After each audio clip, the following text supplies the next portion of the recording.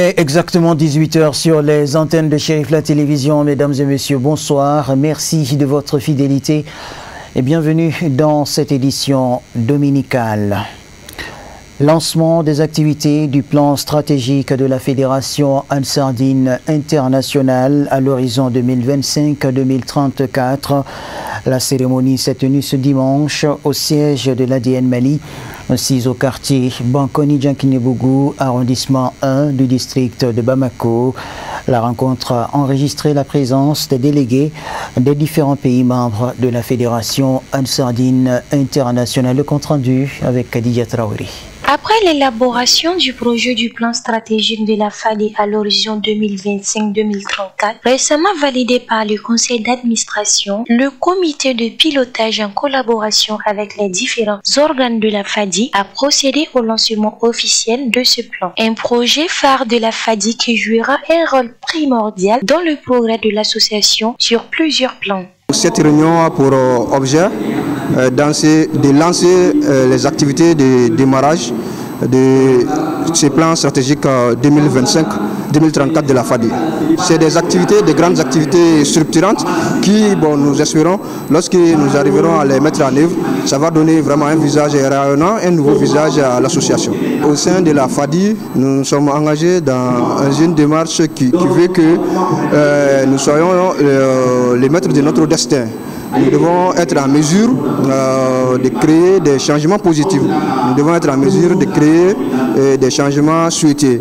Et nous espérons qu'avec toutes les compétences que nous avons au sein de l'association, Inch'Allah, cet objectif sera atteint à l'horizon 2034. Venus de divers horizons, les participants se disent très heureux quant à la mise en œuvre de ces différentes activités contribuant au bon développement de la FADI. C'est une satisfaction pour nous de participer à cet atelier-là. Et j'ai bon espoir que tout le monde fera en sorte que ce plan-là puisse être exécuté tel que nous le souhaitons pour le bonheur de l'association, pour le bonheur de notre guide Assir Chérif Ousmane Madan Aïdara. Vraiment, je dis que chapeau aux organisateurs. Ils ont mis le paquet pour que ça se passe bien et nous sommes dans de bonnes conditions. Nous qui sommes venus de l'extérieur du Mali, nous sommes dans de bonnes conditions matérielles pour mener à bien cette activité-là. Une grande association comme la FADI, on ne peut plus travailler dans l'informel. Donc il faut formaliser les choses, donner une vision. Sur 5 ans, sur 10 ans, 20 ans, qu'est-ce que nous pouvons faire? Le guide, il a beaucoup fait. Près de 40 ans, il se bat. Il a fait un travail immense. Comment nous pouvons immortaliser tout ce travail gigantesque-là? Au-delà de ça, sa famille est là, les enfants travaillent. Qu'est-ce qu'on peut faire? Qu'est-ce qu'on peut faire pour les accompagner? Aujourd'hui, est-ce que nous devons encore louer ou bien demander à l'État le stade du 26 mars pour notre Maouloud? Est-ce qu'il n'est pas temps que nous-mêmes, on essaie de trouver notre sens? Voilà un peu des exemples qu'on a essayé de regrouper dans le plan stratégique pour essayer de réfléchir et voir comment on peut réaliser tout ce travail-là. Nous sommes là dans ce sens-là. Et nous pensons, je veux croire en tout cas que, on a la capacité donc, de réaliser en tout cas ce plan-là. Et si, peut-être à Dieu, d'ici 2034, on aura un résultat vraiment très satisfaisant à l'honneur du guide et sa famille. Donc nous sommes là dans ce cadre-là ce matin. Le comité de pilotage n'a pas manqué d'inviter les uns et les autres à les assister pour le bon déroulement des activités. Cette rencontre riche en échanges féconds a vu la participation de plusieurs pays de la FADI, notamment la Côte d'Ivoire, le Burkina Faso ainsi que la France. L'actualité nationale se poursuit en direct sur nos antennes. L'association de défense des droits des aides ménagères et domestiques a organisé une conférence débat autour du thème « Les pires formes de travail des enfants » en lien avec le travail domestique. La rencontre a eu lieu en présence des partenaires sociaux, des militants et des acteurs en question. Sadio Sidibé pour en savoir plus.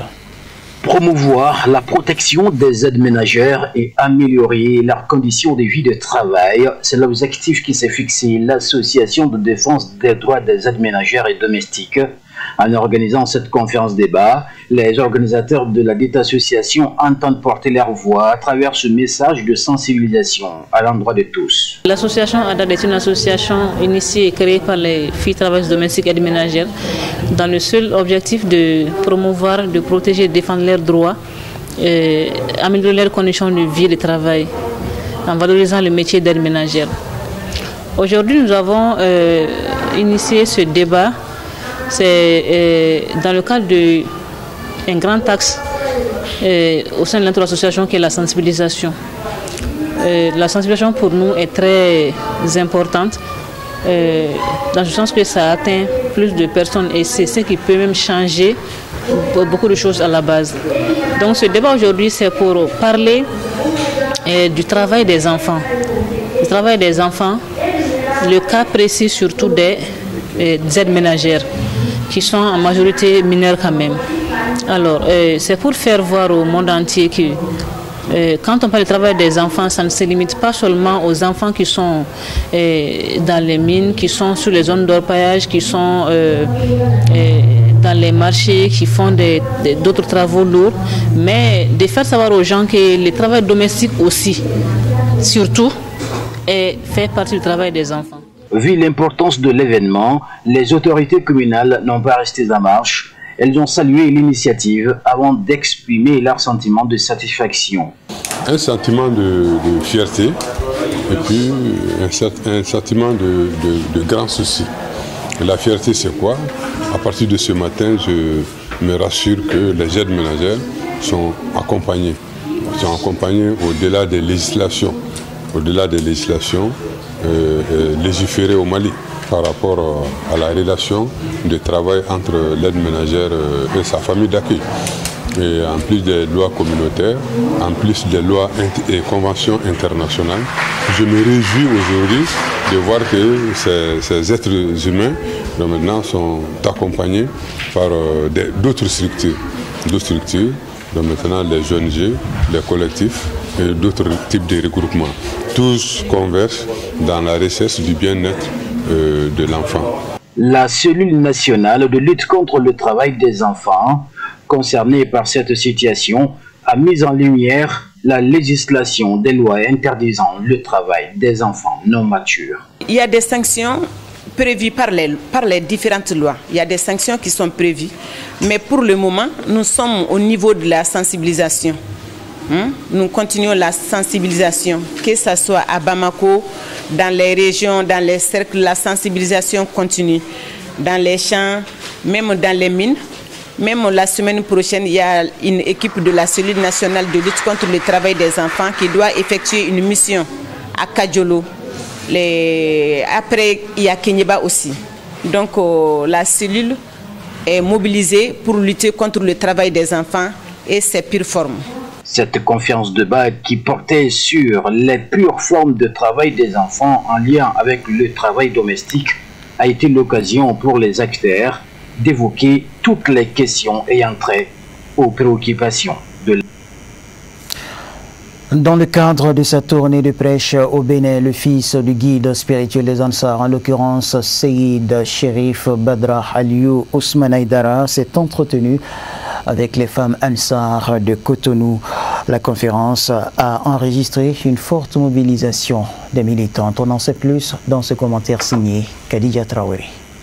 Lors de cette tournée de sensibilisation interbéninoise, Seydi Cherif Badra Aliou Ousmane Haïdara et la délégation qui l'accompagne ont visité quelques endroits historiques de Cotonou, notamment la place du souvenir, la statue des Amazones de la capitale, quelques heures avant la conférence des femmes Ansar organisée par l'ADN Bénin. Une visite de détente qui s'est achevée au bord de la plage béninoise. C'est suite à cela que Seydi Cherif Badra Aliou Ousmane Haïdara et sa délégation ont chaleureusement été accueillis par les militantes Ansar afin d'animer une conférence avec ces femmes engagées pour la cause d'Allah. Au cours de cette conférence, Seydi Cherif Badra Aliou Ousmane Haïdara n'a pas cessé de prodiguer de sages conseils à ces braves femmes. La conférence a pris fin par des précieuses bénédictions de Seydi Cherif Badra Aliou Ousmane Haïdara.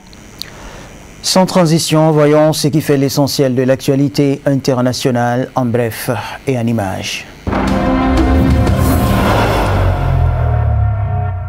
En RCA, 700 combattants désarmés en moins d'un mois à l'aide d'instructeurs russes. Ils déposent leurs armes avec plus de célérité après la cérémonie de dissolution de groupes armés UPC et 3R le 10 juillet à Bangui, a indiqué à la presse le chef de la communauté des officiers pour la sécurité internationale. Les spécialistes russes en République centrafricaine continuent d'organiser des rencontres de travail visant à accélérer encore davantage ce processus, selon Alexandre Ivanov. Les ex-combattants contribuent à l'identification d'autres groupes armés et encouragent leur réédition, a-t-il ajouté. Malgré ces avancées, des groupes marginaux persistent à résister, poursuit M. Ivanov. Cependant, les militaires centrafricains, appuyés par les instructeurs russes, poursuivent leur élimination, notamment à Bouar et à Sibout. L'ancien premier ministre tchadien et chef du parti Les Transformateurs, Succès Masra, a été condamné samedi 9 août à 20 ans de prison ferme et à une amende d'1 milliard de francs CFA. Le verdict rendu par la chambre criminelle de N'Djamena fait suite à un procès ouvert début août. Masra était poursuivi pour diffusion de messages à caractère xénophobe et raciste, association de malfaiteurs, incitation à la révolte, complicité d'assassinat et participation aux violences meurtrières ayant fait 76 morts à Mandakao, dans le sud du pays. Le parquet général avait requis 25 ans de prison ferme et le gel de ses biens. Nommé premier ministre de la transition, il avait démissionné à la veille de la présidentielle de mai 2024, remportée par Mahamat Idriss Déby Itno. Dès lors, il avait multiplié les critiques contre le pouvoir, dénonçant un électoralisme biaisé et appelant au boycott des législatives de décembre 2024.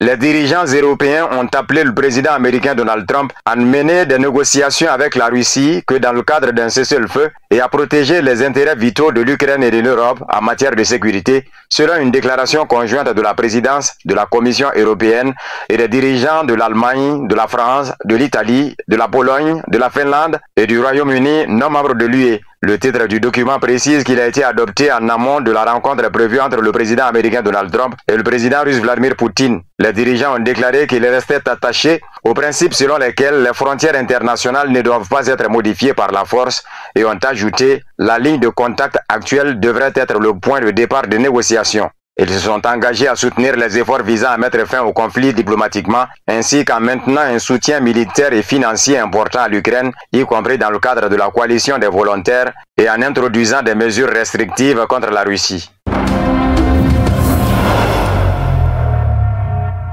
La justice iranienne travaille sur les cas d'au moins 20 espions et éléments liés au Mossad du régime israélien qui ont été arrêtés en Iran, a déclaré un porte-parole s'exprimant lors de la conférence de presse samedi. Le porte-parole du pouvoir judiciaire iranien a déclaré que 20 personnes travaillant comme espions du Mossad, opérateurs logistiques et éléments liés à eux ont été arrêtés à Téhéran et dans un certain nombre d'autres provinces. Ashgar Jahangir a déclaré que les interrogateurs travaillent sur les cas des personnes arrêtées, dont un certain nombre avaient été capturés avant que le régime israélien ne lance une guerre d'agression contre l'Iran le 13 juin. Les personnes qui ont coopéré d'une manière ou d'une autre avec le régime israélien au début de la guerre font l'objet d'une enquête, a-t-il ajouté. Le porte-parole a noté qu'un certain nombre de personnes arrêtées ont été libérées après avoir été acquittées de tout lien avec le régime israélien. Le système judiciaire iranien a renforcé sa répression contre les espions et les éléments ennemis après que le régime israélien a lancé une guerre non provoquée contre le pays le 13 juin.